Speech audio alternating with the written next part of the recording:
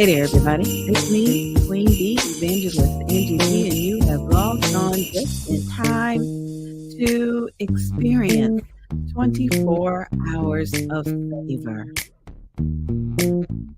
This is our fundraising event for Maternal Matters Favored, and your donation is really appreciated.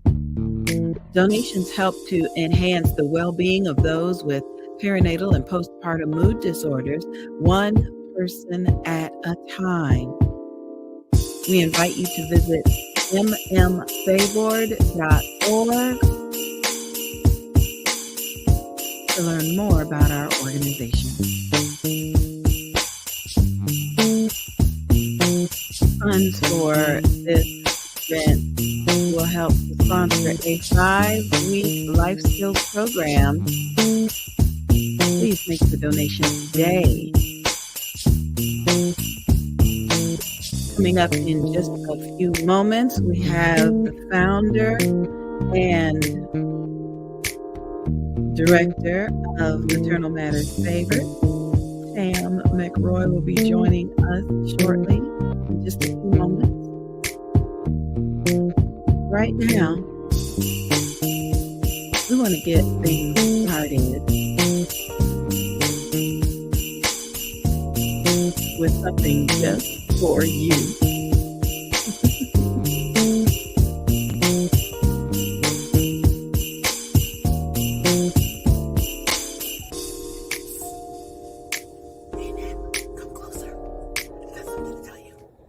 It's time for the 24 Hours of Favor annual fundraiser. Combating perinatal and postpartum mood disorders. We invite you to donate today. Make a donation to the Life Skills Program to support weekly classes that teach decision-making, self-awareness, communication, goal setting, and financial literacy. We're going to be having a slew of individuals, CEOs, individuals that are... Get ready to pledge.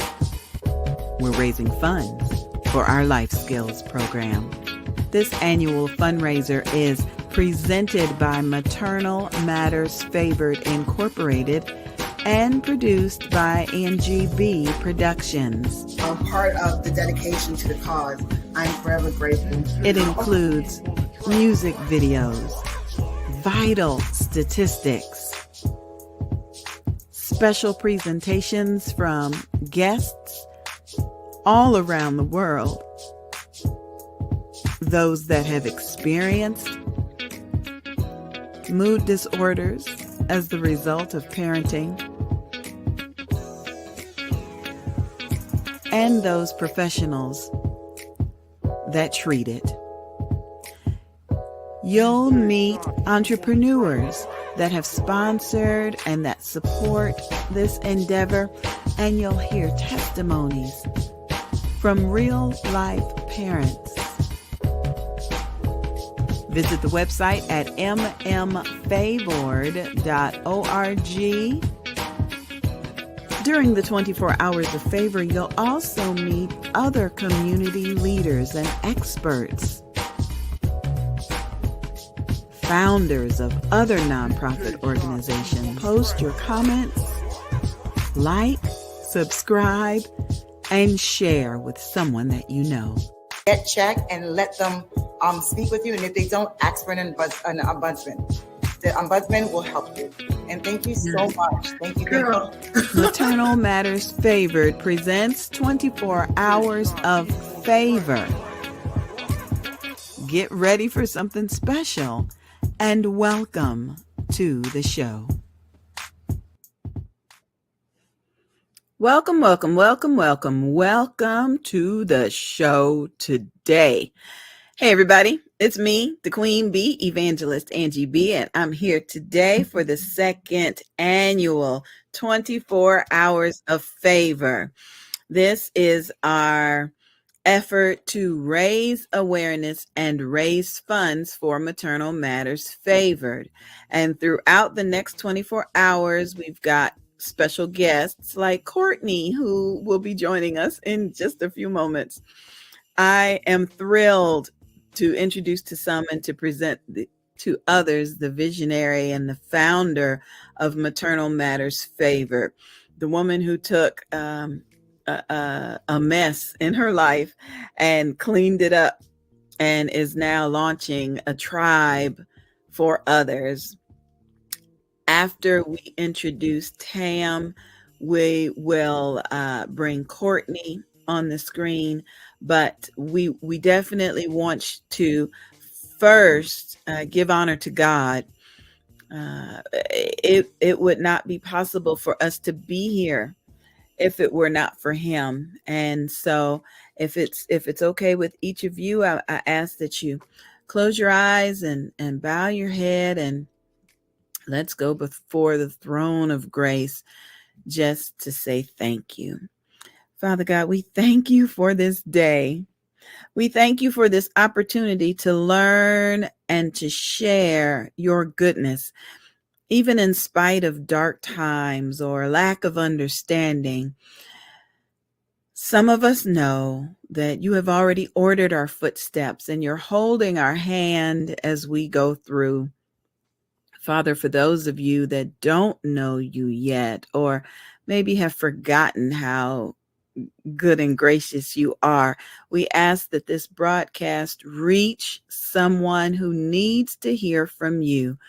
We ask that this broadcast reach someone that needs to learn more about these mood disorders. And we ask that this broadcast reach someone with your love and your grace. We ask these and all other blessings come raining down upon us as we raise funds and awareness for Maternal Matters Favored. Thank you, God. Thank you, God. In your Son, Jesus' mighty name. Amen. Amen. Amen. Amen. Now it is time to bring on the woman who got us all up early this morning and will keep us cranking for the next 24 hours. Hey, Tam, come on in. How you doing? How you doing? Oh my gosh. We are here, we are live, and we are back at it for the second year in a row. Yeah. Is my internet good? Yes. Okay.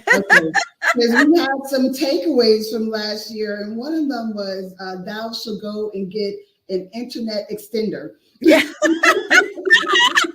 I got you. I got you. Oh my gosh. I am so stoked. Once more, as Angie said, we are here to bring one awareness. We're here to share stories about what we've experienced, you know what I mean, in regards to survival with perinatal, postpartum mood disorders, and we'll get into what that all actually means.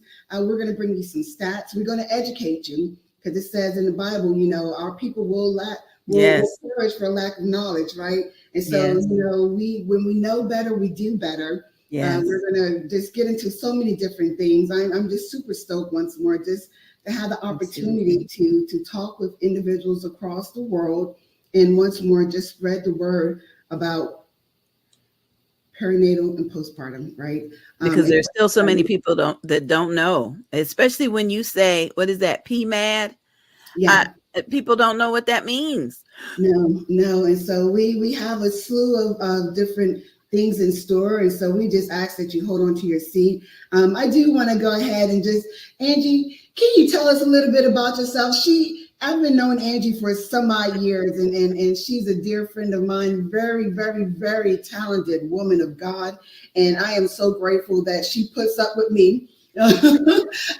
And she's back here being our producer, being our behind the scenes individual. She'll help to keep us in line, making certain that we're meeting those different timelines and milestones in regards to this production. Angie, tell everyone a little bit about yourself. I am known through the world of holy hip hop, Christian, and gospel rap music as the Queen Bee. I'm a round little yellow busy bumblebee for Christ, and it is my goal, objection, and love to share the goodness of God with others. Everybody's not going to come into a church, but some of us are going to have mood disorders around pregnancy and after, and not wonder who they can turn to. Some of us are just going to have issues. So with my radio broadcast training and videography training, I was being used by God to spread the gospel and to now help raise awareness and funds for organizations like yours. You can find me on social media. And if you'd like to have a 24-hour fundraiser just like this one, contact Tam. She'll tell you all the good stuff. But before I turn it back over to you, Tam, I want to thank our broadcast sponsors, the social media platforms that are airing us live. Right now, we are live on Facebook. Just search for Angie B Presents. That's ANGIEBEE, just like that bumblebee. Angie B Presents. I also want you to look for Moms in Ministry on Facebook. Moms, the capital letter N, like Nancy, Ministry. Moms in Ministry is streaming 24 hours of favor live for us today. The next Facebook page is Volusia Business Women. It is streaming live for 24 hours for us today. And also the Dads on Duty. Dads on Duty is streaming us on Facebook Live today. Over on YouTube, we are streaming live on Volusia Business Women's YouTube page. Over on X, which used to be Twitter, we're on the Angie B Tour page, ANGIEBEE Tour page. And then we have special guest destinations from Pamela's Truth. You can find her on Facebook. You can find Maternal Matters Favored on Facebook, and you'll see us live. You scroll back and you'll see the history of this fine organization. Maternal Matters Favored is on Facebook. And then we're live on Juliana Nicole's Facebook page. And this year, for the first time, we're streaming live on Instagram. Cora Howard is streaming us on her Instagram platform. So I give God praise not only for the ability to reach all these people that you have scheduled to be guests, but to reach all of their audiences as well. So Absolutely. Excited. Thank you, Tam. Absolutely. If anyone didn't catch all of that, you can go to our regular website and we are streaming live there as well. Just go to the 24 Hours of Favor page and scroll down and you'll see us. Hit play. Once more, this is all going to be memorialized and become historical context on all of these different platforms, including our YouTube channel as well. Yes. OMG. So as we stated, we have a lot of different things in store. And I want to make certain that you got your inventory pack, right? So I want to let you know what's in mine. I have my tissue. Yeah. Right? Yeah. I got my fan, because sometimes it hits you. And, because, once more, we have so many gripping stories that individuals are going to be bringing to us. This is raw transparency at its finest. I got my asthma pump, just in case. Yeah. Just in case. Because we are serious about this, you know what I mean? And what we've seen generations after generations, is that folks have been told to stuff it, pack it, you know what I mean? Sometimes folks, they felt that something was off and they were like, no, besides no one's going to hear me and so forth. And so once more, when we're talking about bringing awareness to this silent crisis, we're talking about being full-fledged honest about some of the things in which we've gone through, some levels of despair, some levels of hopelessness, that we've all encountered, and where we were able to pick ourselves up and make moves towards reestablish ourselves in life, you know what I mean, and so forth. And so everyone has a different story. And so we just ask that you continually tune in and listen, because you never know which story may resonate with you, raise an eyebrow, and you're like, you know what? Not me, but my cousin, what I mean? That made sense why my mom was acting and talking the way she did. You will get a lot of ahas in here. And at the end of the day, we are all about breaking generational dysfunctional cycles. period. And so I do also want to remind you that you are going to hear a whole bunch of amen, hallelujah. Praise the Lord. Praise. Just because at the end of the day, we give God the glory in all that we do, because we know without him, we are truly nothing. You know what I mean? It's not because of our accolades, our looks, our vocabulary, all the letters and symbols and numbers behind our names, or anything to that effect. Everything that we do is because God has enabled us to be able to do so. And so we give props where props is due. All right. Angie, she's going to keep me on point because she knows I'm a rambler and I will go really off to the left field, and then she'll help me get back on. You are passionate about what you've experienced and how you've been healed. I just am excited to proclaim that one day in the future, somebody's going to see this old ancient video, like we look at old black and whites or something, and they're going to see this and like, what? Postpartum depression? People actually had that? Well, what did they do? That's what I'm claiming. That's what I'm claiming. I want it to be eradicated. Mm-hmm. Okay, so now is Courtney here? Yes, she is, and she is ready to go. Hey, Courtney.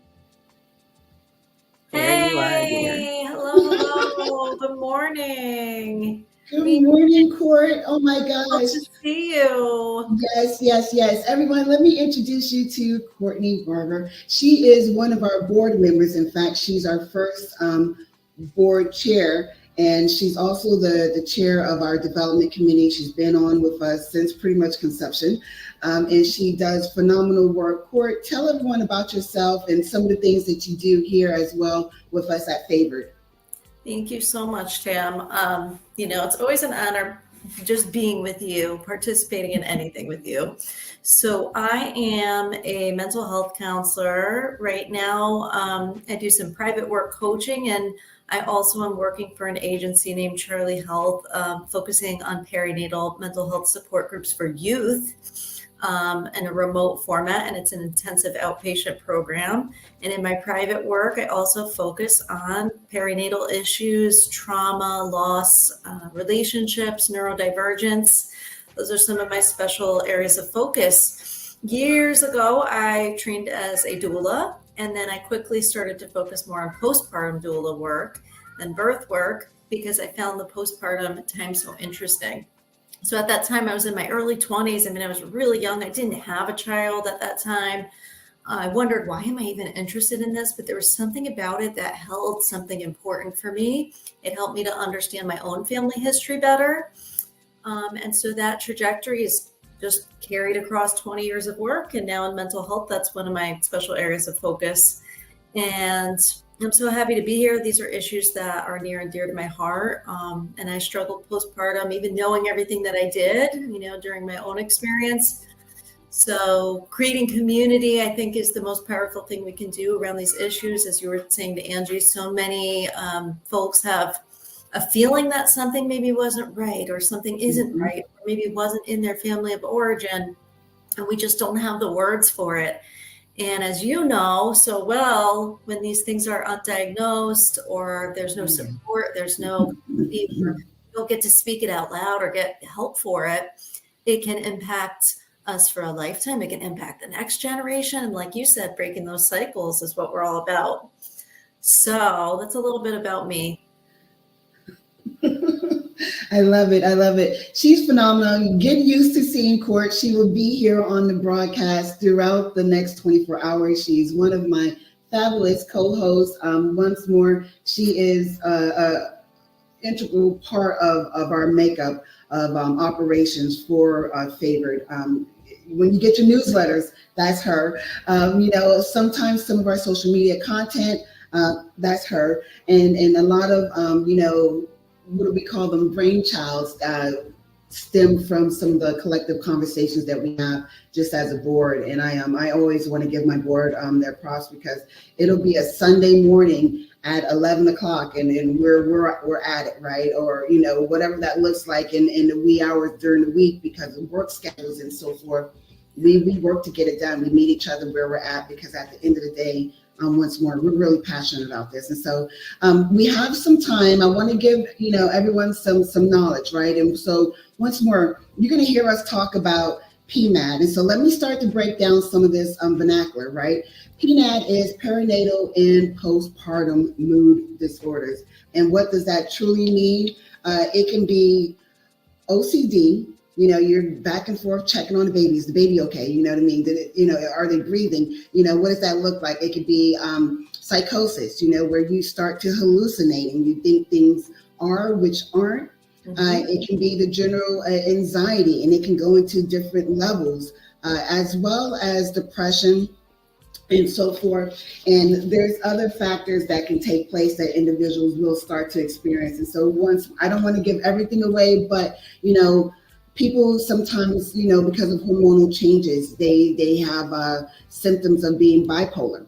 And so forth. It's a specific term that is truly related to postpartum and perinatal anxiety and depression and mood disorders and so forth. And so individuals are sometimes like, what does that mean? What should I be looking for? You know what I mean? So if we have feelings of constant depression or extreme highs, you know what I mean, we're super, super happy, this is a symptom in which you should look for. If you have feelings of irritability, loss of sometimes just wanting to participate in things that you used to find joy in. And these aren't cliche words that we're going to be using or phrases, you know what I mean? This is truly real facts, right?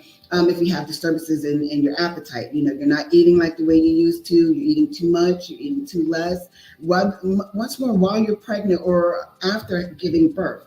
And just to kind of set the tone here, with regards to postpartum PMAD, that's anywhere from the time that you're giving birth up until a year after. And recent studies are showing now longer periods. And I say that, and I'll get into it a little later on, but I'm a part of this Florida Maternal Mental Health Collaborative. And it's like, Department of Health, Agency for Healthcare Administration, all these different governing bodies and so forth. And, just in a meeting that we had this week, we were talking about, they're now saying that any person that has had a child, that postpartum PMAD can be for whatever duration, because what we are seeing once more is that a lot of individuals are enduring things that they just can't place a finger on it. Yes, that's an excellent point. And I love that you started there, Tam, with just defining the terms, right? Because I know even for me, so I was trained as a doula. At the time I had a bachelor's degree in health, and I was really interested in health. I had attended births, and I think that I still had that stereotype, though, that I probably took in from the media in terms of postpartum depression. Like, it only looks like depression. So we think of postpartum depression, we think of maybe the stereotypical symptoms of depression, like we can't get out of bed, low energy, low mood, maybe suicidal thoughts, maybe thoughts of harm toward the baby. But like, you're listing all of these other manifestations of what postpartum mood disorders can look like. And it can, absolutely be OCD. I think we don't talk about that enough. That was more my experience. It's in my family background, but it manifested postpartum. And also, you're listing the things that would be harder to place in isolation, like paranoia. When we're experiencing early psychosis, there's a paranoia, like, I feel like something bad is happening. I feel like people are against me. I don't know what's real and what's not real. But if you're isolated with those symptoms, it's like really, really hard to figure out within yourself alone what's happening. So I think defining the terms is a really powerful thing. Just holding it up to the light. These are things that happen all the time. There was, to your point, and Tam knows this, but during the pandemic, I think the White House issued a report saying it's like a quarter of people postpartum have some form of mood disorder. So it's pretty prevalent, and it's a public health issue. Like, if it were something else, I think unrelated to gender and mothers, we would be really talking about all the time. There'd be a lot of research. We're kind of catching up, though, right? Because women's health has only been a specific field for like 50 or 60 years in healthcare. It's a newer field. So we're learning about postpartum. We're learning about the hormones and our neurochemistry and how it all works. And it's still kind of a baby field in terms of healthcare and science. So this is really important stuff. We're catching up with the science. We're catching up with the awareness. Yes. Yeah. So I think defining the terms is huge, Yes. especially young mothers, like our first-time mothers. You might not know that it could look like all of these different things. You just think, and to your point, the anxiety, it could be like washing bottles repeatedly, washing the baby's things repeatedly. And it's sort of like we think that that's a normal part of having a baby, but then it can veer into something that's either compulsive or really panic-based. And if no one's talking about it, you don't really know that this is all, and it doesn't have to be this way. I don't have to be so exhausted. It's hard enough, right, to have a baby and take care of a baby and yourself. Yeah. No, these are all good things. I was thinking about that, with regards to, some of the symptoms in which folks encounter. It is, the feeling of not wanting to do anything, extreme exhaustion, more so than normal, nausea, sometimes dizziness, and so forth. And sometimes when individuals have that dizziness, then it turns into, oh my gosh, I can't hold my baby because my gait is off. You know what I mean? I don't know if I'm going to fall with this child, and then, sometimes it spirals and it becomes a fixation, and so then, there's that, paranoia going on where they don't want to partake at all in any care for their child because of just these little things, right? And so as Court mentioned, she has some hereditary type of preconditions. And so, some of the symptoms, if a person has already had a mental health background, yes, these things can kind of, make it more prevalent to you having perinatal and postpartum mood and anxiety disorders. If you have lack of support from your family or friends, this is something that can happen. And I want to put a pin in that right there, because I do want to set the tone that this does not discriminate. You could be rich, you could be poor, you know what I mean? You could be Black, you could be Indian, it doesn't. It goes across the spectrum of individuals, and we'll get into it later on, but we have studies now coming in of dads going through levels of PMAD, as well as those that adopt, you know what I mean? And so even non-birthing individuals, psychologically go through changes in which they are exhibiting signs and symptoms of PMAD. And so there's help there. Don't think that you stay stagnant in this. And this is where we always say, hey, there's a tribe willing and ready to help you. And so there's things like counseling, of course, meditation, there's medication as well. You can do some forms of yoga and exercising. We do know that your diet plays a contributing factor to your mental well-being as well. You can do breathing techniques. There's a slew of different things out there. And I can tell you that we have so many maternal mental health providers that are digging into ways in which we can work to enhance our well-being. And with that being said, I'll pause, and Court, go ahead and jump in on that. Yeah, I think that's, you touched on, and I know part of what we'll be doing during this broadcast, repeating some things because we really want people to hear them, and kind of liberating that information. But you touched on two really important points. So one was the risk factors. So we have the signs and symptoms, but then we have the pre-existing risk factors. I think that's worth unpacking more. We'll keep talking about that today. And then the other thing you're talking about is what are the things that help. So as far as risk factors, Tam, is making an excellent point there. If we do a psychosocial assessment, like when we're doing counseling, if someone's good at it, they can see, okay, there are some risk factors here. So Tam mentioned, like we discussed with me, maybe a family history of particular mental health diagnoses. Maybe Tam also mentioned a history of trauma and or loss. Okay. So that's a risk factor. Something, and it doesn't mean it will manifest. It just means we need to be maybe a little more aware. So pre-existing, family history of mental health stuff, patterns of postpartum mood disorder or PMS, premenstrual mood disorders. That's a risk factor. If we know that we kind of have issues around our menstrual cycle already, we can get, really low or have a lot of anxiety at different parts of our reproductive cycle. That's important to know. And what else? A history of domestic violence, intimate partner violence, abuse is absolutely a risk factor. If we think about it, sexual abuse is a risk factor. You know, you're giving birth, postpartum, this involves your body. It involves contact, very intimate contact with that baby. And for some women who have that history of sexual trauma, it can be triggering. And so that is a risk factor. We don't talk about that enough. And if you're a survivor of certain types of abuse, really any abuse, but in particular sexual abuse, it makes sense. You know, it involves your body and life feeling kind of out of control postpartum. So that is a risk factor to be aware of. I'm sure there are others I'm not thinking of right now, but those are just some.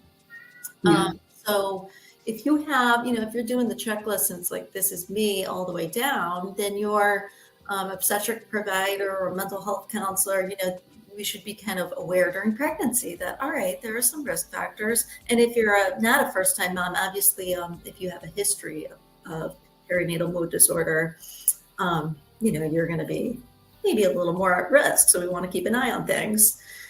I think that the risk factors, that's one thing we can do in terms of prevention. So this is something where we can't always see it coming, but sometimes we can see from family and personal history that there are a list of risk factors, and maybe it's something we should be aware of ahead of time, and then have a plan in place in case it goes in that direction. Knock, knock, ladies. I do not want to interrupt, but we have some wonderful videos that were contributed, and I'd like to play maybe one or two of them and get your feedback on them. Sometimes there are things out in the Instagram universe that should be self-explanatory, but they're not. So here comes the first one. Is mommy okay? Nobody tells you how much you're going to grieve when you become a mother. I learned who I was really young, but overnight, that girl was gone. And it wasn't just me. My husband became a new person too, and our relationship became a new relationship. I had to say goodbye to those parts of me and us, and rediscover myself, my partner, and our marriage, all while taking care of a newborn. And then came the mom guilt. I wanted to be with her all the time, but I also run a business. Honestly, my whole postpartum journey was such a blur. There was no structure, but at a certain point, I just had to surrender, give into the chaos. My advice to any new mom, you will never be who you once were, in all the best ways and in all the most painful.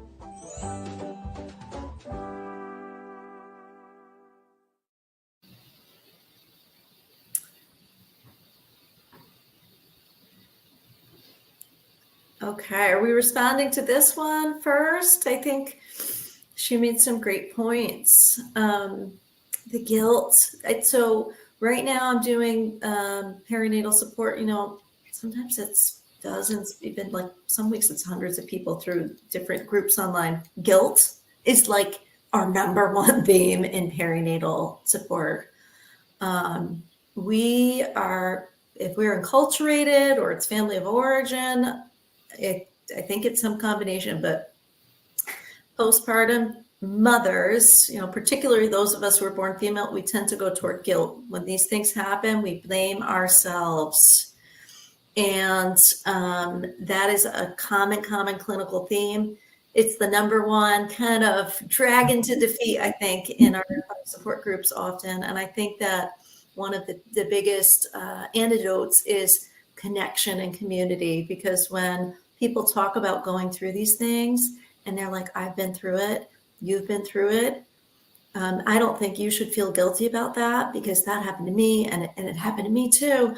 I think that normalizing it lifts some of that burden off of our shoulders, that this is something about me. It puts it into a larger medical context, mental health context, social context.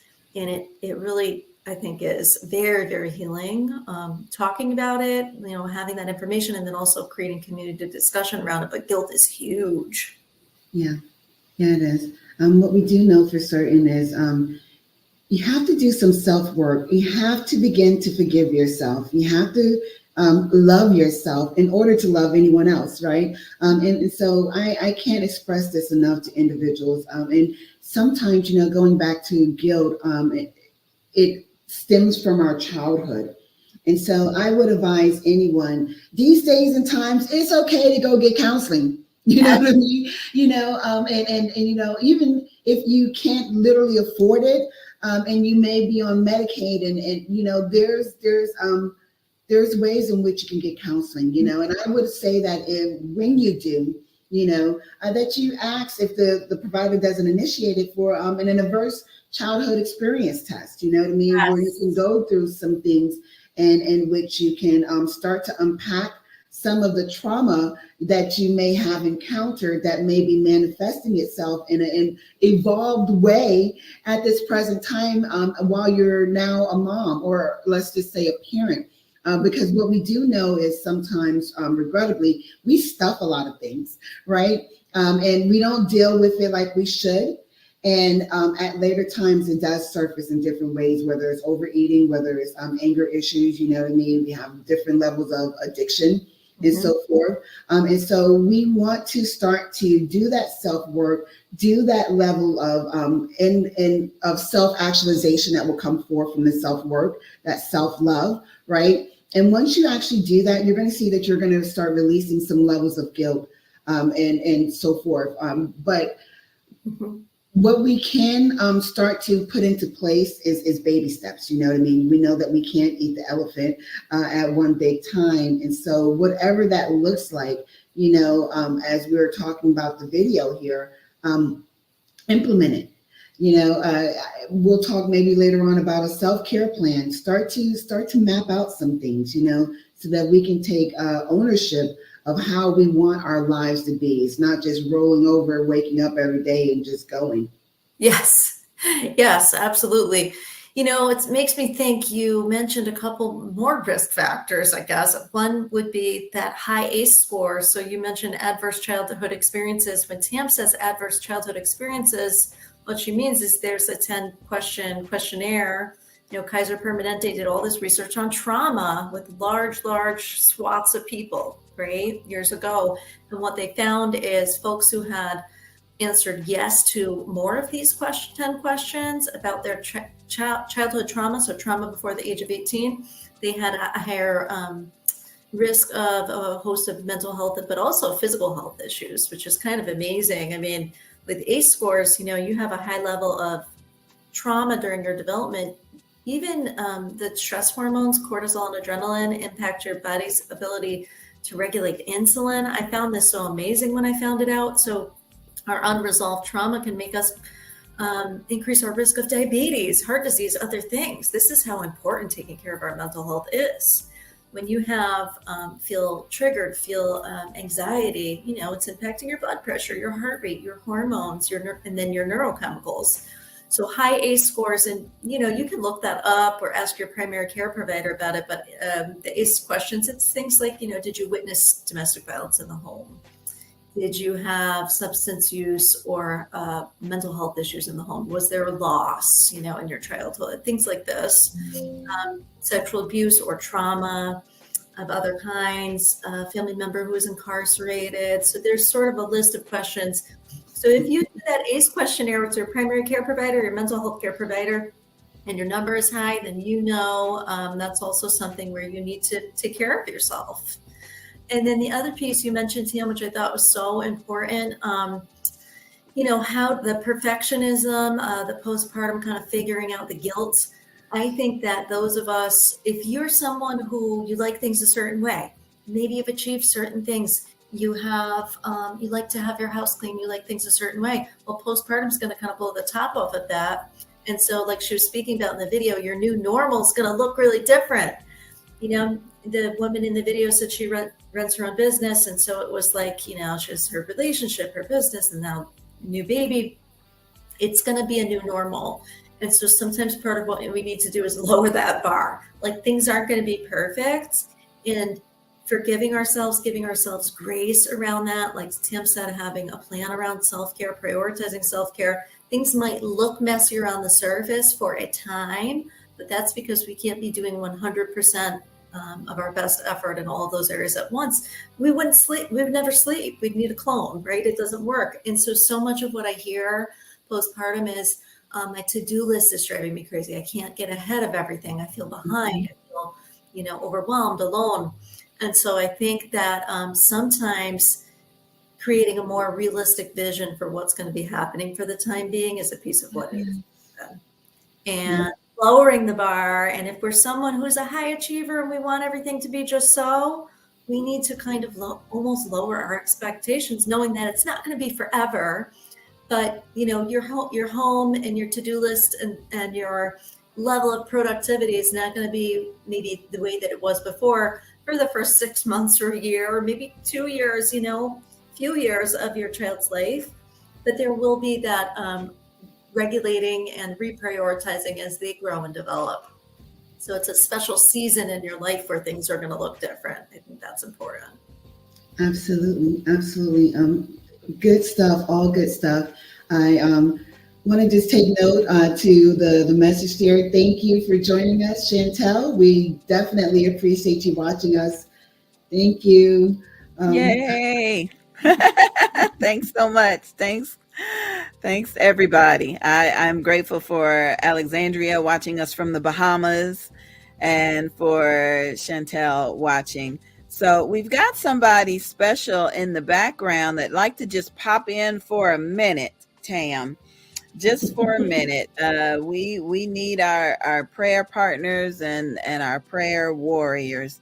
And so you may recognize the song that is now playing in the background. And I just want to be able to introduce you to the person that brought this to us. Fallen. First time I heard this song, I thought, oh, this is perfect. So I'd like to bring Overseer Sidney in just for a minute. He's going to share his testimony later in the day, but we wanted him to pop in and say hi. Hello, sir. Oh, let me see. Your microphone is off. Let me see. Where I'll fix that. Is that better? That's better. Yes. Thank you. Better. Listen, I'm still getting good. I have a son that takes care of all of this stuff for me. But God bless you all. Thank you so very much. I was sitting here and I was listening in, and everything that you said, both of you ladies said, was very, very revelatory, even for me as a male and a father and once a husband, to see that. And I just wanted to pop in and say, ladies, I thank you so very much for your contributions to this sector of life, because from a man's perspective, we don't get to really take it on, and we like, hey, it'll be all right, or we don't even address it. And so it's one of those things, it didn't really hit home until it hit my house. Mm-hmm.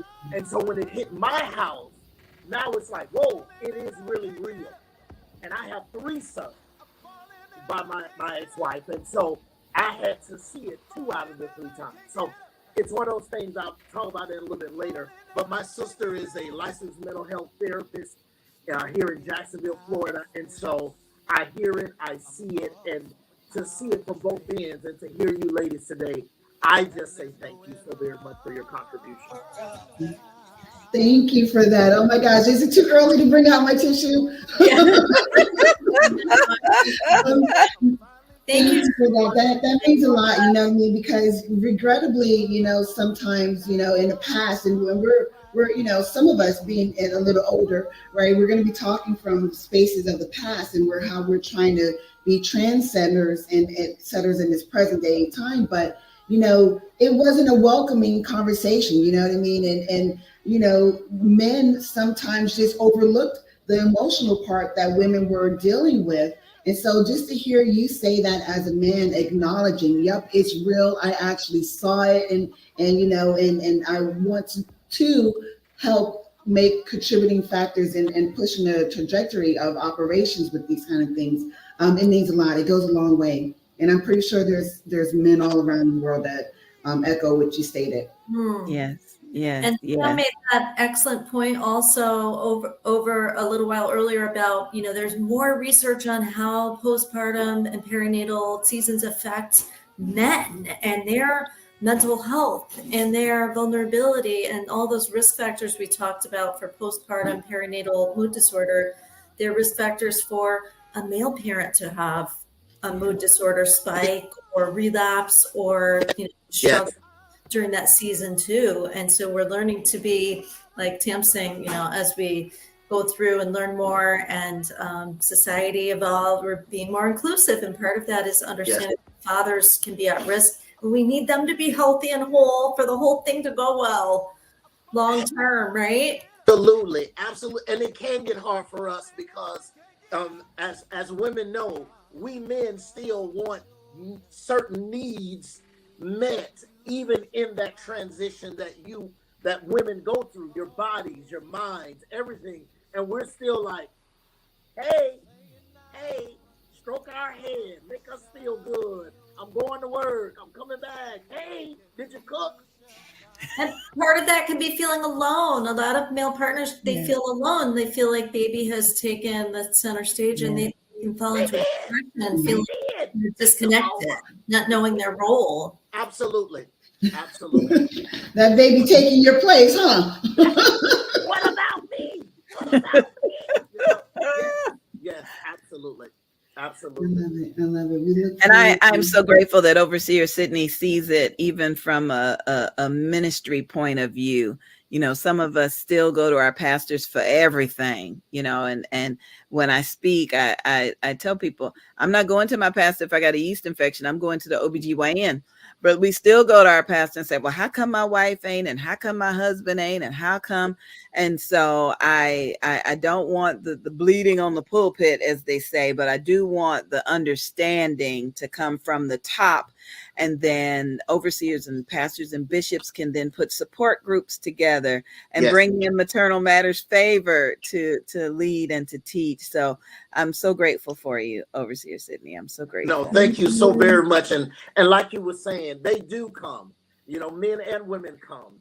And it's one of those things, if we are to love our wives as Christ loved the church, Christ has compassion. Christ has understanding, right? Wisdom is the principal thing, but in all thy getting, get understanding. So I have to understand my wife or my woman just went through a transformation. So step back a little bit and understand and understand what she's going through. You'll be all right. It'll get back together. Don't get me started. Now tomorrow's Sunday. Don't get me started. But it's one of those things to really, really take it all in. And then we have to educate our men and young fathers on this transition, because a lot of things fall apart because he does not understand. So, wow. Yes, this is good. This is good. Thank you for that. We look forward to having more of an in-depth conversation with you a little later on. Yeah. Your song is beautiful. We think your song is beautiful. Yep. We're actually going to take a break because it's almost the top of the first hour. We're going to let Tam check to see how many donations we got in so far. Overseer Sydney, we'll see you back at about 4:30 today. Yes. And thank you so much, everyone. Thank you so much. Thank you.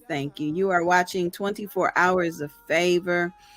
It is just about time for us to remind you to make your donation.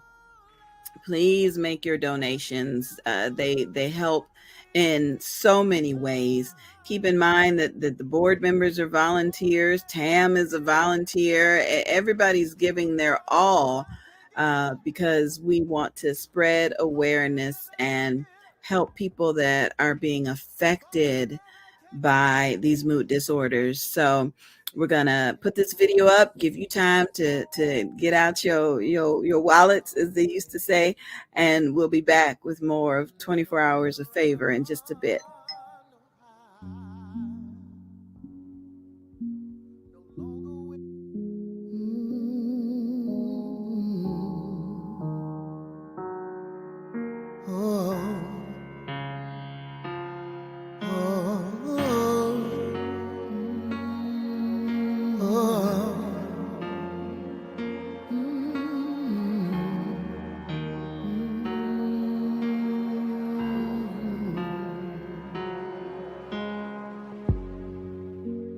Sitting here all alone, no one to pick up the phone,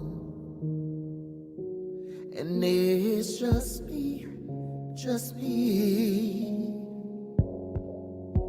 The problem that I have to face is staring me in the face, and it's just me. No longer will I try to hide the demons that I've locked inside, for they're wearing me down, way down. I'm falling, I'm falling, I'm falling. I need you to catch me, 'cause I'm falling and I can't get up. I'm falling and I can't get up. I'm falling and I can't get up. Falling and I can't get up. I'm staring in outer space. I'm lost without a trace, and there's nowhere to run or hide. No longer will I fear. I'm finally facing my fears, 'cause I'm all straightened out and cried out. I'm falling, I'm falling, I'm falling. Why don't you catch me? 'Cause I'm falling and I can't get up. I'm falling and I can't get up. I'm falling and I can't get up. I'm falling and I can't get up. Oh, oh,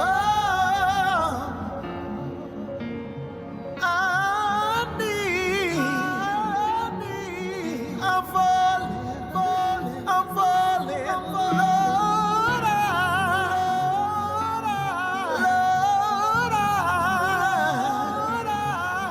I need you, I need you, I need you. Oh, I'm falling, I'm falling, I'm falling.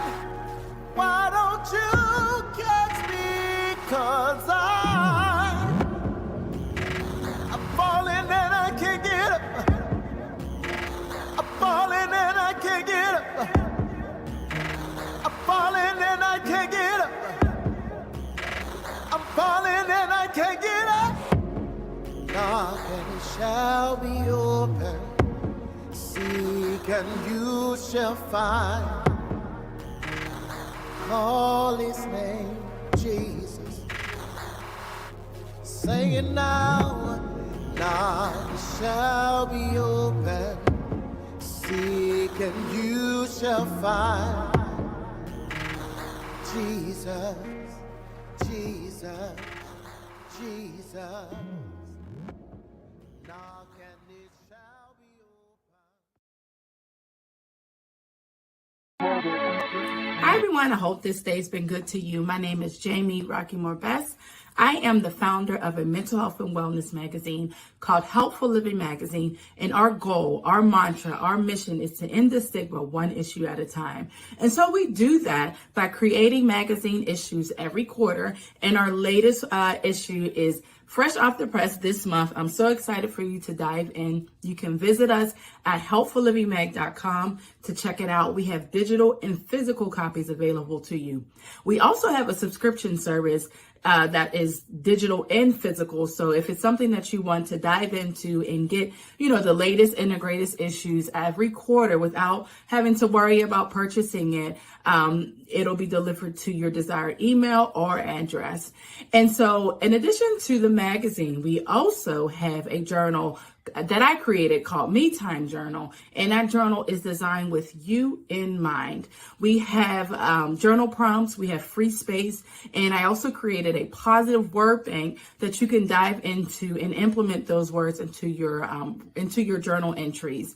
And last but not least, I have a podcast titled Going Through with Jamie. In this podcast platform, I talk about the good, the bad, and the ugly of all the things we navigate in life. And so you can visit Spotify, and also you can visit Apple Podcasts to find find that podcast platform and check out our latest episodes. Again, I am so excited for you today. I hope that all the information that you dive into and that you receive, that you apply it and make it applicable to your everyday life. And then also, I always tell people, do not be everything to everyone else and nothing to yourself. All right. So be well, be good to yourselves today. Make sure that you visit helpfullivingmag.com to dive into those resources. And I look forward to connecting with you there. Have an amazing day. Bye. My name is Mario. I'm owner of OTC Towing, and I would love for us to provide service for you. We provide service for the Central Florida and surrounding areas for over 14 years. We do light, medium, and heavy-duty towing. We buy junk cars. We provide service for subdivisions, apartment complexes. We would like to connect with you. Give us a call at 321-696-3623.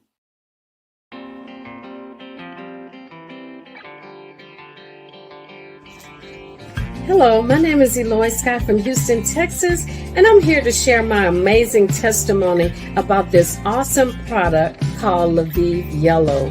I grew up asthmatic and I had seasonal allergies. I was suffering all the time.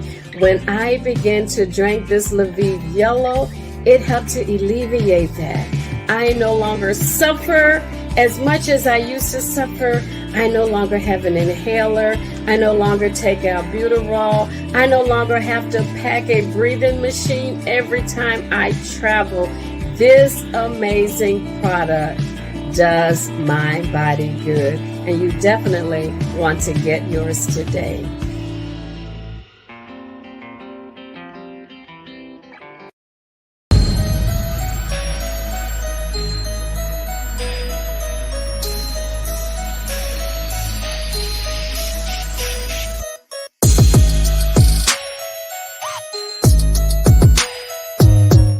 Hello, my name is Mario Hicks, owner of Roney's Restaurant located in the heart of historic Goldsboro Boulevard. Come to Roney's, try our famous chicken and waffles, our mouth-watering shrimp and grits, our garlic parmesan wings, sweet Thai chili wings, honey lemon pepper, the best ever. We have curbside, DoorDash, Uber Eats, or Grubhub. We even have Menufy. Call in now, 407-878-4357. We're ready to serve you.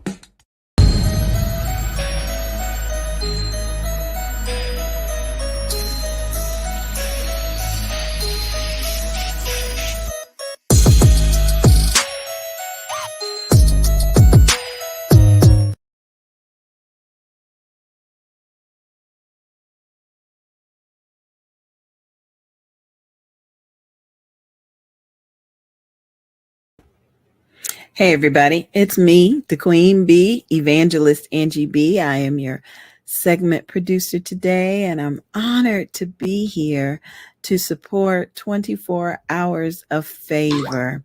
I'm thrilled by the mission of helping folks with what Tam describes as PMAD. And I am grateful for the technology.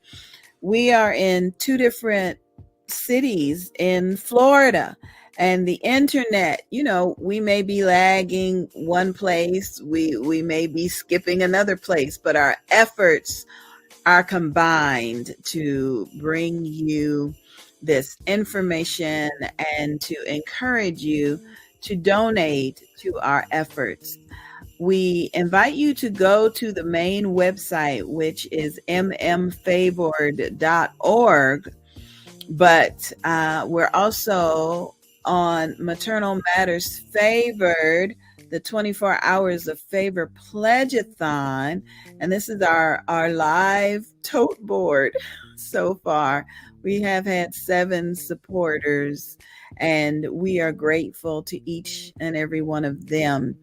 So thank you so much. Do not feel like, okay, they've already earned some money and they don't need any more. We do need more. If for none other reason than our Life skills program. Just because someone has a baby doesn't mean they know what to do with themselves or with the baby. So we're asking for your donations to help enhance someone else's life. We're asking for your donations. Now, before I bring back Tam, our illustrious leader and the founder of this organization, I'm putting out my first challenge. Now, what is a challenge? A challenge is when you encourage a group of people to donate within the next hour. And when all those donations come in, they will be contributed to you and your challenge. And you will receive a very special acknowledgement on the website. So if you did not get an opportunity to have your commercial seen or to sponsor, now is the time. Now is challenge time. So I am an Amazon #1 best-selling author internationally, and I challenge every author on my Facebook timeline, on my YouTube, on my X, used to be known as Twitter account. I challenge all the authors in this hour, this first full hour of our 24 hours. I challenge each of you to donate $10 or more. $10 or more. We're going to put the contact information down at the bottom of the screen. If you have a question or you want to donate a different kind of way, you can do that. That's not a problem at all. But in this hour, all us authors are going to donate $10 each. Now, of course, you could donate more, but that's what I'm asking for. Wouldn't it be great that the first hour's challenge just breaks all the records, and it's coming from authors? So if you're watching and you know an author, please tag them. Please send this to them. Tell them you only got 1 hour to donate $10, and a very special gift from Angie B Productions will come to you. Y'all know I do book trailers, right? All right, it's time to bring Tam back in, my darling. And we got Apostle Naisha waiting in the background for you, sweetheart. Awesome. Oh my gosh, that we're going into our second hour. Great conversation that we had with Courtney once more, who's a board member and a clinician as well. And I'm very stoked to bring out our first speaker for today. Go ahead and bring her on out, and I'm going to do this introduction right.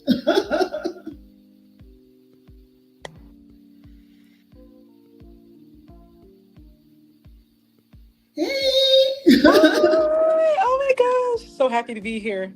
Yes, everyone, please let me introduce you to Naisha Harrington. She is an anointed and consecrated apostle. She is the founder and chief architect of Arise Global Ministries and Women Arise International. She is also an international speaker, a global leader, pioneer, a kingdom builder, and she's also a dear friend of mine. Hey, girl! I'm so excited to be here. Oh my gosh. Thank you so much for being here. So how has everything been? Oh my gosh, it has been amazing. I'm currently out of town. We're celebrating Mother's Day.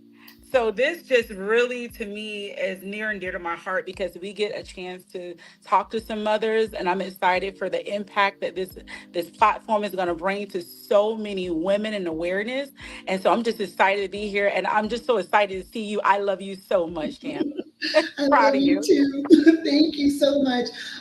Okay, so yes, let's talk about it. What made you say, okay, Tam, yeah, I'll attend when I asked you to speak at today's charity event?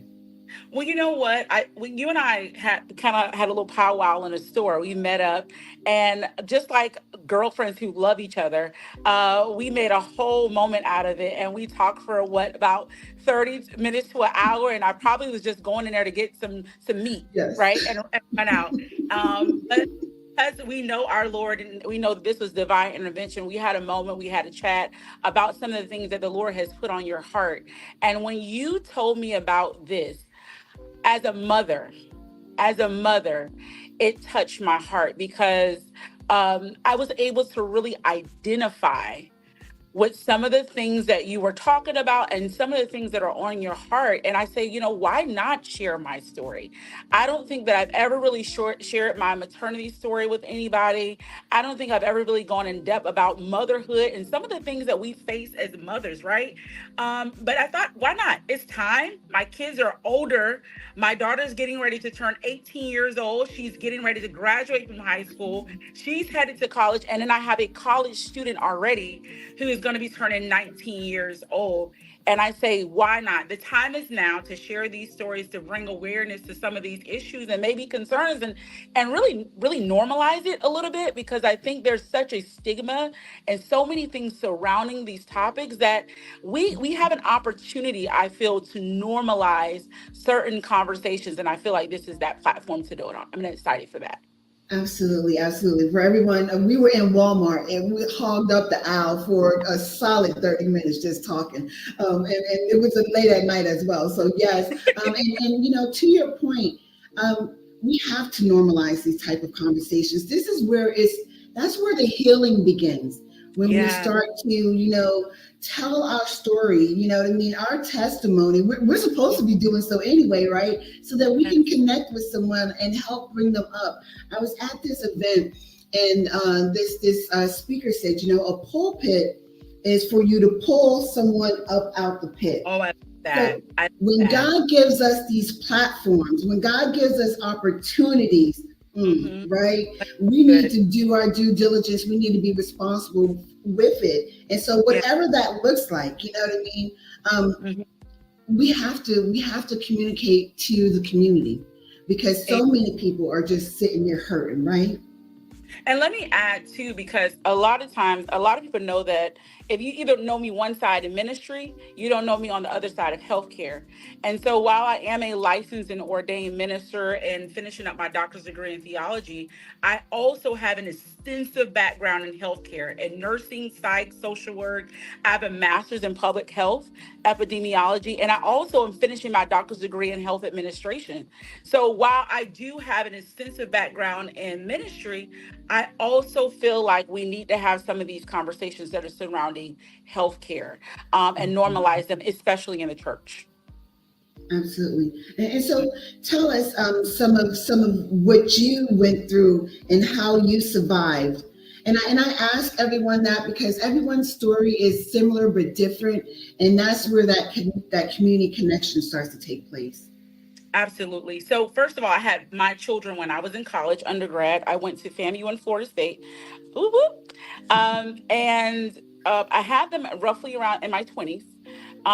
Still a college student, still getting familiar with myself, and really not aware of a lot of the symptoms and things that you go through postpartum, like once you have children.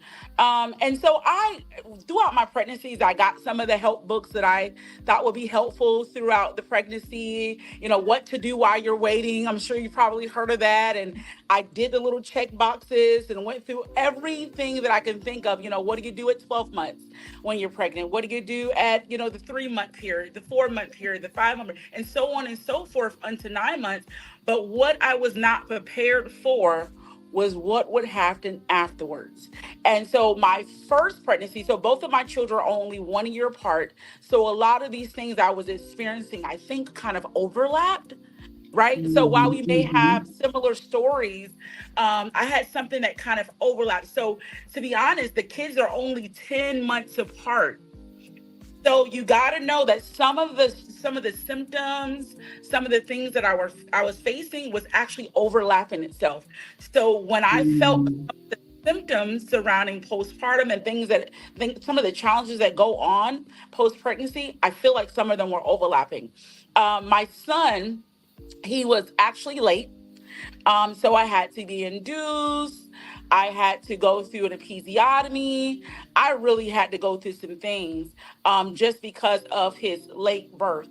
And then I faced a lot of the symptoms just from that alone. And so I really had to learn my body and what the experiences that I was facing. And like we talked about earlier, normalize some of the emotions that was coming as a result of my body going through not just a regular birth, but also some of the symptoms from the medication and different things that I was experiencing throughout that time. So if many don't know what a episiotomy is when they kind of help you deliver this baby before you go to a cesarean section, right? So it was kind of like their last result, and they were like, girl, listen, if you don't push this time, if we can't get it this time, you're gonna have to go to C-section, because the baby at this moment was kind of is like a life-threatening situation. And so the episiotomy work, I was able to deliver the baby, but my body immediately went into a shock. And I started shaking for, I can't even remember because I passed out.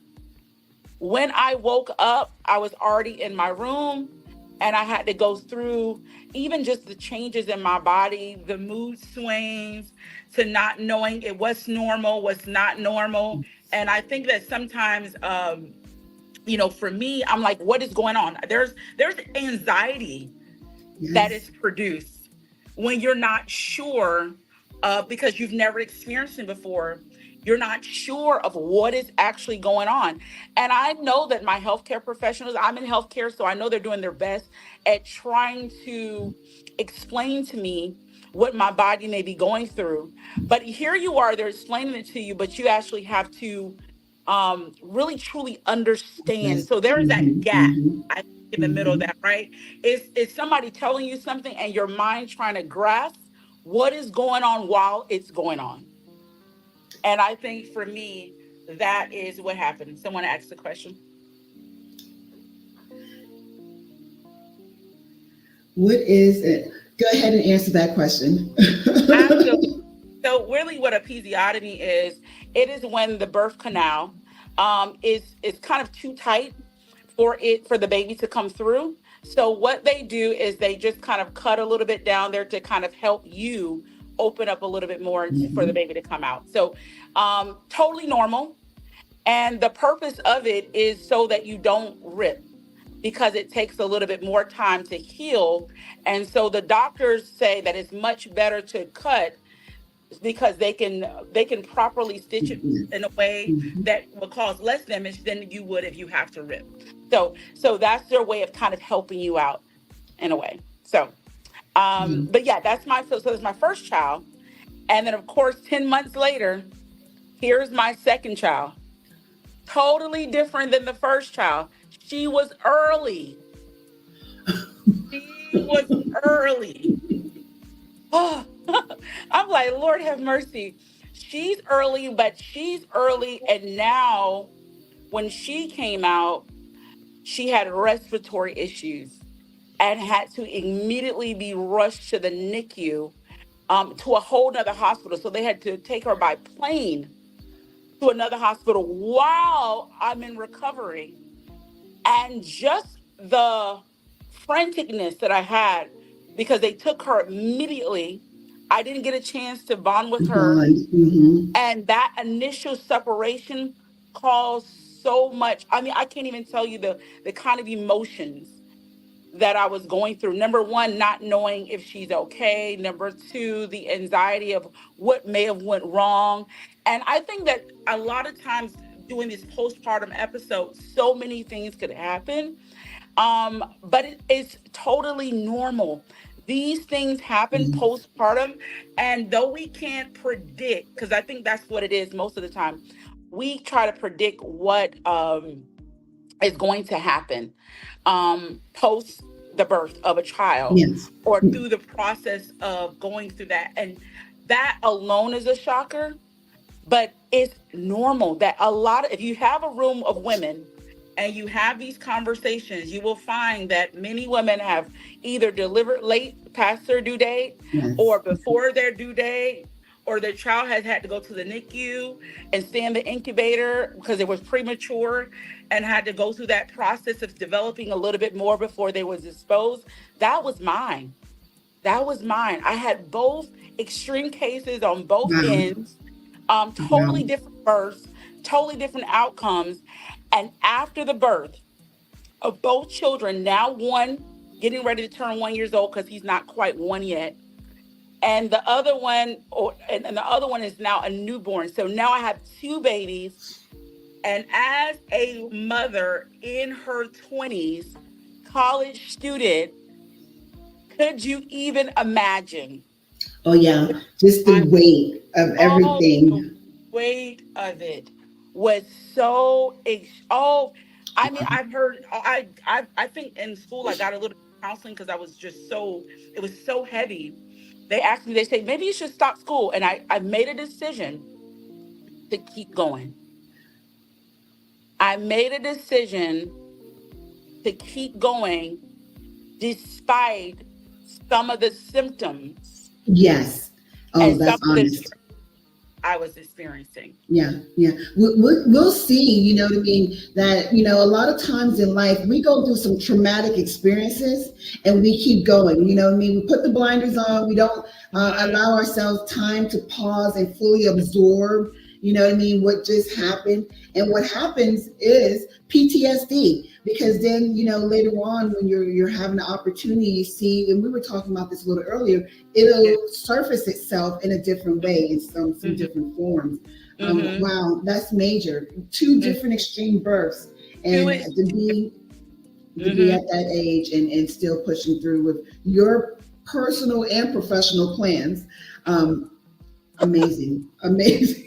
Like, we're gonna get this degree. I'm gonna stay on schedule. Yeah. You know, at that time, I think I had like a huge breakdown, both spiritually, and I'm going to be completely transparent because I feel like it's going to help somebody.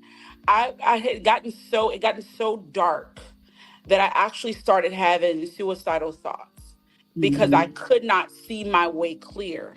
Remember, I'm 20 something years old, still in college, and now in Tallahassee by myself, because even though I have a pretty large family, I was actually in a city by myself, right?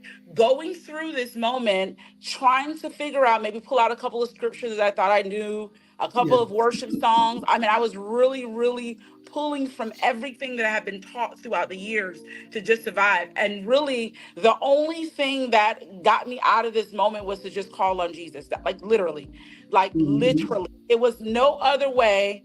There was no other moment. In fact, I would see just plain darkness. I felt like it was both naturally and spiritually. And this is when my relationship with the Lord deepened. Once I cried out to him after 2 weeks, and this is my symptoms. My symptoms for 2 weeks was crying hysterically. I would be driving crying. I would be washing the dishes crying. I would be in the shower crying. It was uncontrollable. I could not stop it. Everything I could have thought of, no answer. And I didn't even think to pick up the phone to call my family. In fact, I tell my mother this story when I was in my mid-30s, and she was like, oh my gosh, I didn't even know you were going through this at this time. You can't see. You can't even think your way clear. So the only thing I could do is call out for the Lord. And that night I had a dream after 2 weeks of this, and the Lord rescued me. And from that moment on, it was like another confidence, another boldness. I knew I can do it. I knew that he was with me. I immediately got myself planted in the churches. And this is in my 20s. I was already saved. I got baptized. I started getting in the word. I started praying and not even thinking about ministry or any of that stuff at this time. This is me. This is survival mode. I'm in survival mode, right? Come on now. Yeah, I'm in survival mode. Like, what do I do next? And I just planted myself in the church, started reading, and took it step by step, day by day, because true anxiety is when we project in the future. Yeah. Even though we haven't been there yet, we think we know what's going to happen, right? So we're like, I know what's going to happen. No, you don't understand. Even if it's happened before, it doesn't mean that it's going to happen again. And so I had to calm that anxiety down, calm that down and say, okay, you're going to be okay. Take it step by step. And I'm a natural mother. So it was very natural to me to parent the kids. I look down at my two children and I say, everything that I do from this point on, they're going to see it. I made a decision to go forward with my life. And even though it was one foot in front of the other, I just made sure I kept my eyes forward. And now I'm witnessing the fruit today of the decision that I made almost 20 years ago, because my son is 19, almost 20 years ago, of saying yes to the Lord, but also saying yes to my future. Yes, Yeah. that my children can watch me. They watch me walk across the stage with my bachelor's. They watch me walk across the stage with my master's. They went to my doctoral residency, and of course they had the beautiful side of it, but and I had to do all the studying. But they are natural college students. They're not, because I decided to do with them as opposed to without them. So I love this. I love powerful. this. You know, Yeah. I don't know who all out there is listening, right? But once more, this is a story in itself. You know what I mean? And I'm pretty certain there's a good solid handful of individuals that may can relate, that this is resonating with you. And this is what this broadcast is about. You know what I mean? And so when we think about the calling on your life, Naisha, you know what I mean? And here we are talking about, you know, perinatal, postpartum, the different mood disorders in which we all encounter. You know what I mean? Speak to some of the things and ways in which you're combating this silent crisis in the communities that you land on. Absolutely. I think number one is this platform alone, having the conversation. You know, I grew up really old school around my great grandmother, and we just didn't talk about this stuff. It was just so silent. We didn't talk about it. And so a lot of the things I was experiencing, like we talk now, we're really close now. But I told them before, I said, why didn't you guys talk about this stuff then? I probably could have been able to navigate it a little bit better. So one of my goals, having such a huge female ministry, but also males too, because I feel like we need to bring awareness to this, all kinds of conversation with mental health and just women's health, and so many of these topics that I think are so important because it's natural. It's something that a lot of us go through, is to start the conversation. So one of the platforms that I have, the previous, is being the founder of Arise Global Ministries, which is not only a Women Arise ministry within it, a women's ministry within itself, but also a ministry for all across the globe. And I have conferences starting these topics. I bring women together all the time. I have women come up and speak at our Women Who Pray Summit and brunches to bring some awareness to certain topics. And you know what? Even though I have this huge background in healthcare, I don't believe that all answers stop with me. So I like to bring professionals on. I like to bring mental health counselors on. I like to bring people who can speak to this topic and bring perspective to what we may be going through. So the Lord has graced me to be able to open the door to speak to leaders, from pastors to other apostles to other leaders, but government leaders, all kinds of leaders, and bring them in a room to have these conversations. And my goal, and really my commitment to humanity today, is to bridge some of these gaps, is to have some of the conversations. And I believe the Lord allowed me to get in ministry and both healthcare so that I can do it, but have language to it, right? To have some, Yes. absolutely. Absolutely. Yes. You know, I love what you're saying here. And I've been to a few of Naisha's conferences, events. You have one coming up in July that I'm so looking forward to. I mean, I come with notepad and pen in hand, and you get you some bread and you study and meditate on that thing. What do you think are some of the you know, local, state, or even maybe, you know, federal type of policies that should be, you know, changed or enhanced to better serve this underrepresented population? I think some of the transitional services, I'm big on transitional care. In fact, my doctoral dissertation is talking about transitional care. That's a huge focus because it's not just going to the hospitals and being admitted and being there, but sometimes it's where the ball drops is transitional care. Is that middle gap, leaving the hospital, leaving whatever acute care facility they're in, and getting home. And not just getting the information, because I know that people get like the pamphlets and maybe we're giving them something, but it's understanding the information, it's understanding what I'm reading and really how to apply it to my specific situation. And when something does not line up with what's on that paper, what do I need to do? Right. So Mhm. it's those transitional services that I want to really speak to. I think it's really healthcare in general.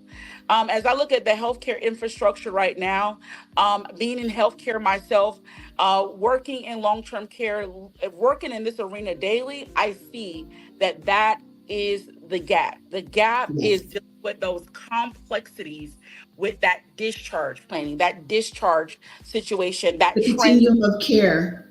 Yeah, absolutely. Continuum of care is so important.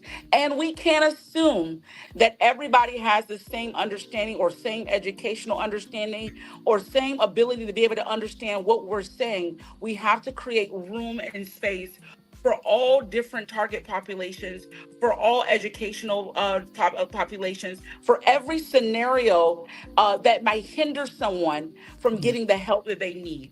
Yes. Yes, yes, yes. There's such a big push these days for doulas, you know what I mean?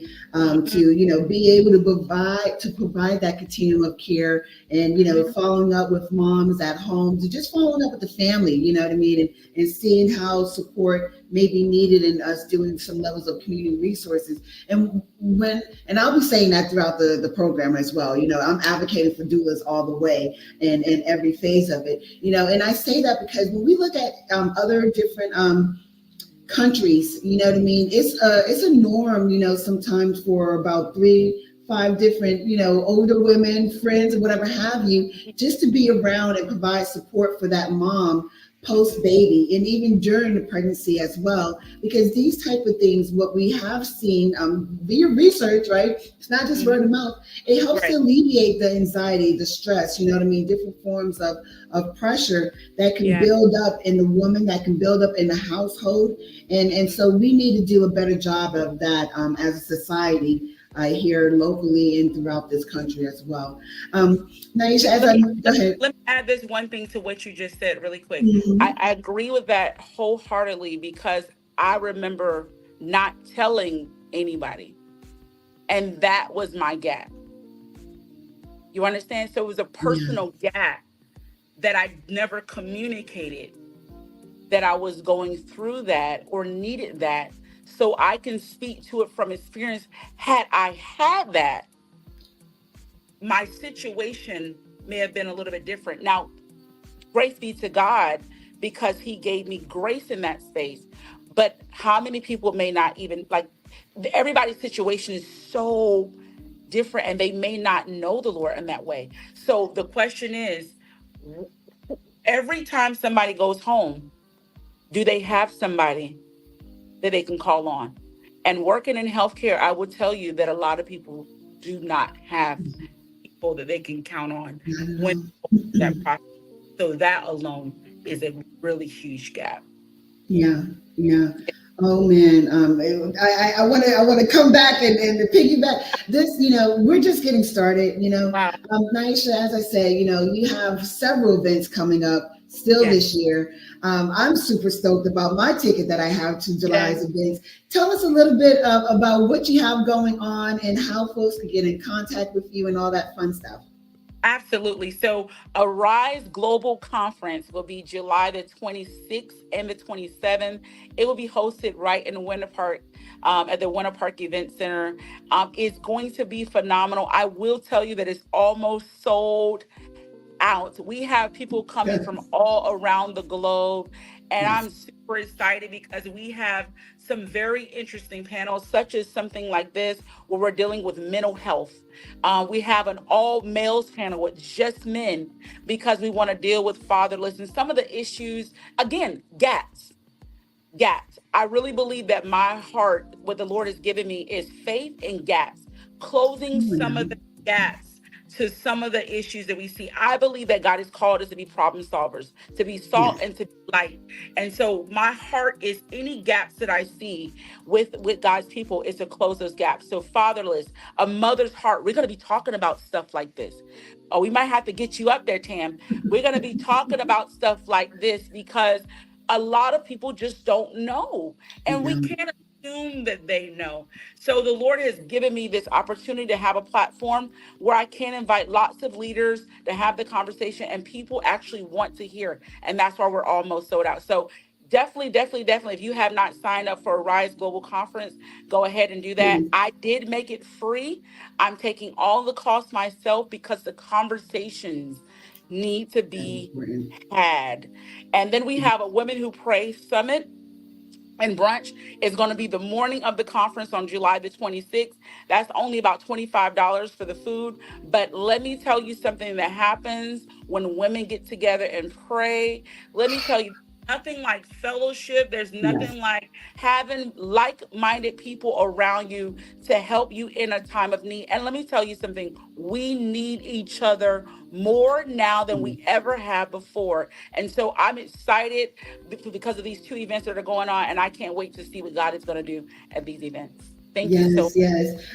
Please, let me tell you, when I say powerful, that is an understatement. And I've been, throughout the years, I've been to several events, all phenomenal, all amazing women of God, and the leadership that you have and the atmosphere that you set. And I want to say that because at the last brunch that we had, I just blurted out of nowhere, I'm getting a building.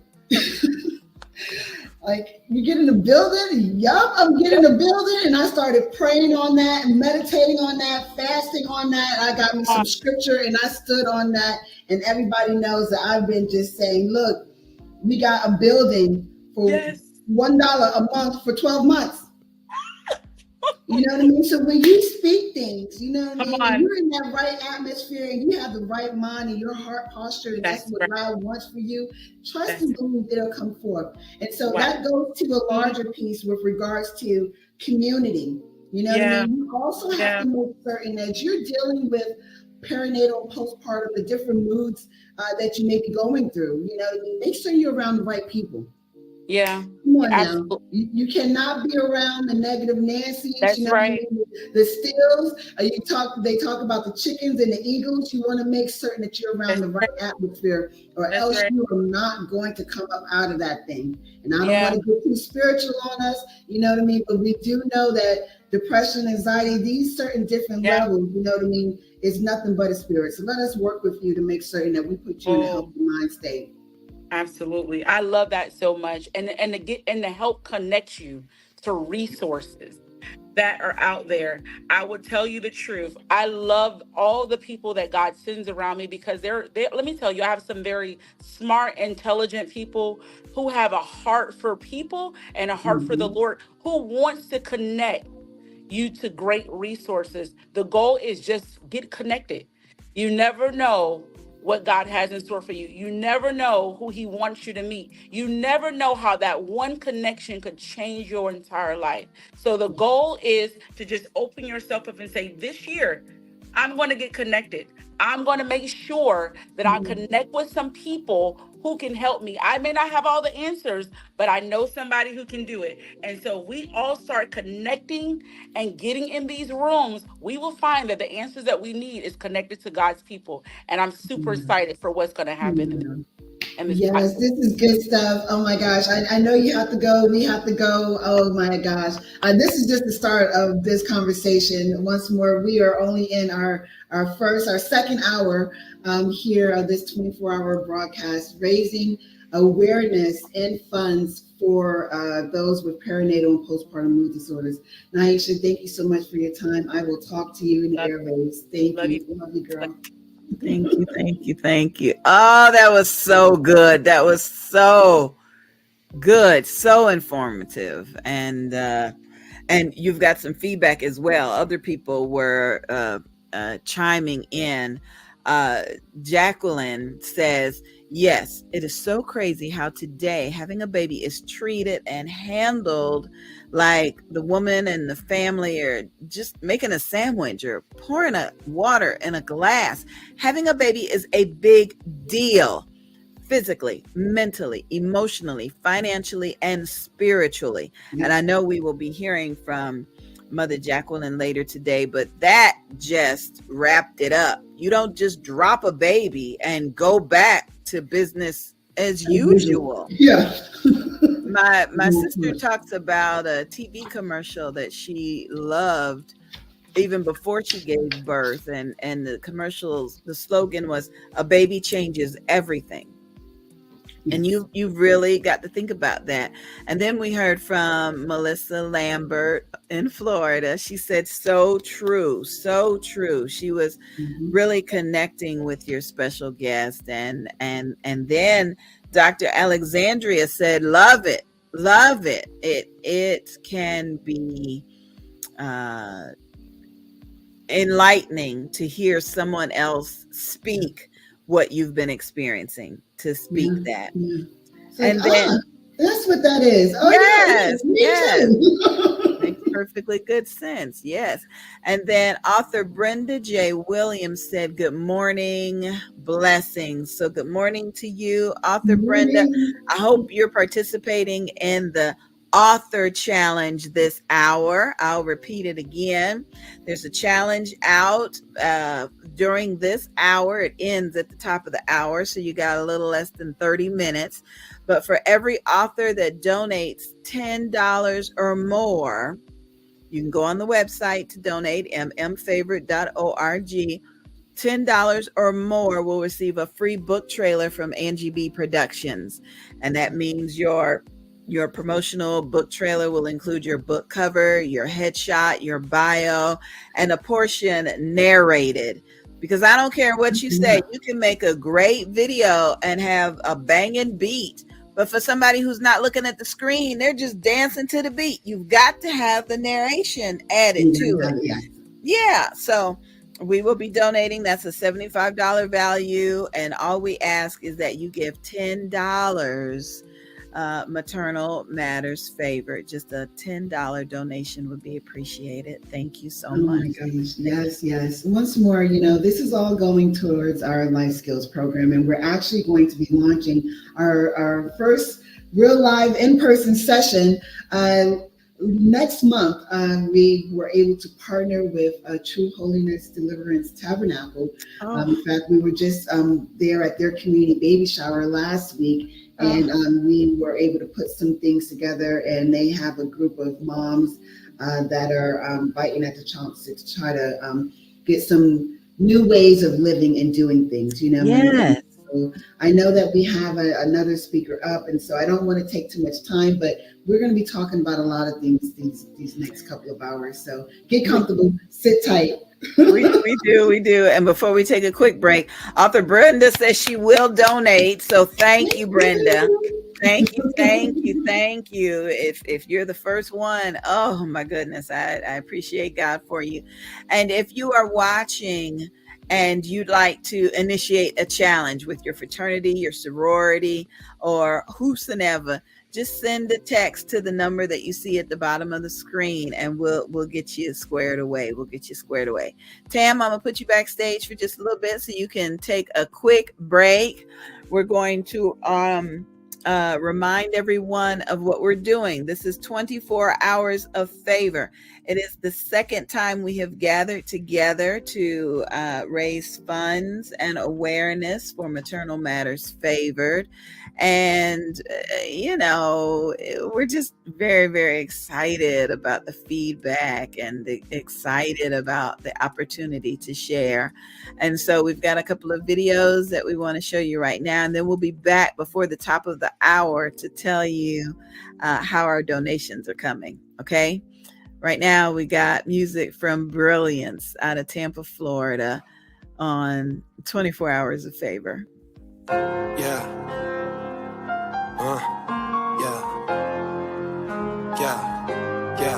Let's go and get straight to it. My God is the best. His name is Yahweh. I advise you to check. Yeah. My God is certified, glorified. That's what I'm gonna do. Yeah. Just giving your life. Yeah. And you know the truth. Yeah. My God is 100 proof. Yeah. He the truth. He 100 proof. Yeah. He the truth. 100 proof. Yeah. He the truth. Just giving your life. Yeah. And you know the truth, yeah. My God is 100 proof. The God of Abraham and Isaac and Jacob, ain't nobody like him. He created everything in 6 days, and on the 7th he decided to take a rest, and yes, he flooded and cleansed the earth. He dried it up quick, he's real as it get, and that's why we be putting him first. He promised Abraham and blessed him with more seed than all the stars up in the sky. Why you think we stay confessing him? Elohim, and yes, he's Adonai. And his promise he kept, his body's united. Yeah, we gon' step, our God is almighty, we blew it, but he coming through, and just watch when he do it. Let's go and get straight to it. My God is the best. His name is Yahweh. I advise you to check, yeah. My God is certified, glorified, that's what I'ma do, yeah, yeah. Just give him your life, yeah, yeah. And you know the truth, yeah. My God is 100 proof, yeah. He the truth, yeah. He 100 proof, yeah. He the truth, 100 proof, yeah. He the truth. Just give him your life, yeah. And you know the truth, yeah. My God is 100 proof. Certifiable and undeniable, I know it cause he did it all for me. My mom's died and my pops died, but he wouldn't let darkness take hold of me. Just like when he parted the Red Sea, he showed me the way and I took that. Drunk the living water, now my flesh is slaughtered, and I'm telling you I will not look back. He gave his power to David, and the giant had to fall. He's the same God today, man, and he's waiting on your call. Big God, big things, never change, he the same, call his name, get you through it, he can prove it, nothing to it. My God is the truth, only do it, let's go and get straight to it. My God is the best, his name is Yahweh, I advise you to check, yeah. My God is certified, glorified, that's what I'ma do, that's what I'ma do. Just give him your life, yeah, yeah, and you know the truth, yeah. My God is 100 proof, yeah. He the truth, he 100 proof, yeah. He the truth, 100 proof, yeah. He the truth, yeah. Just give me your life, yeah. And you know the truth, yeah. My God is 100 proof, yeah, yeah, yeah, yeah, yeah, yeah, yeah. You know what we should do right here? Come on, yeah. Come on. We should praise, worship, give him glory, praise, worship, give him glory, praise, worship, give him glory, give him glory, glory, glory, glory. I should praise, worship, give him hallelujah. Praise, worship, give him glory. Praise, worship, give him glory. Give him glory, glory, glory, glory. Let's go and get straight to it. My God is the best.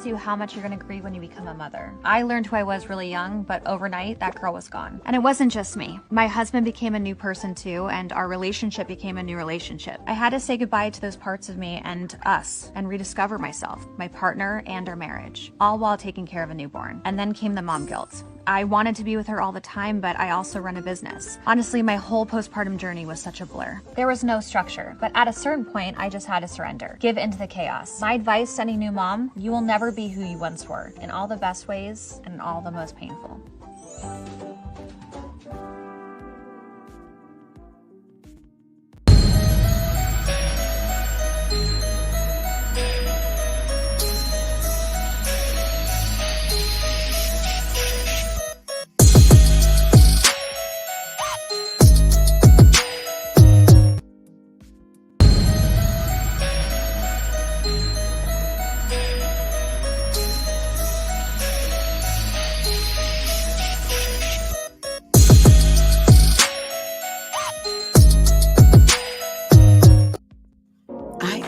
Happy place, and I've got Georgia on my mind. Save the date. It's time to shine at the 8th annual Bold, Beautiful, and Bald Beauty Bazaar and Weekend Retreat. Join us September 19th through the 22nd, 2024 in historic St. Mary's, Georgia. A fundraiser for the National Alopecia Areata Foundation, spreading awareness and acceptance. Follow us on Facebook, Bold, Beautiful, and Bald Beauty Bazaar. Our host hotel this year is the Shore Stay Plus by Best Western, St. Mary's, Cumberland.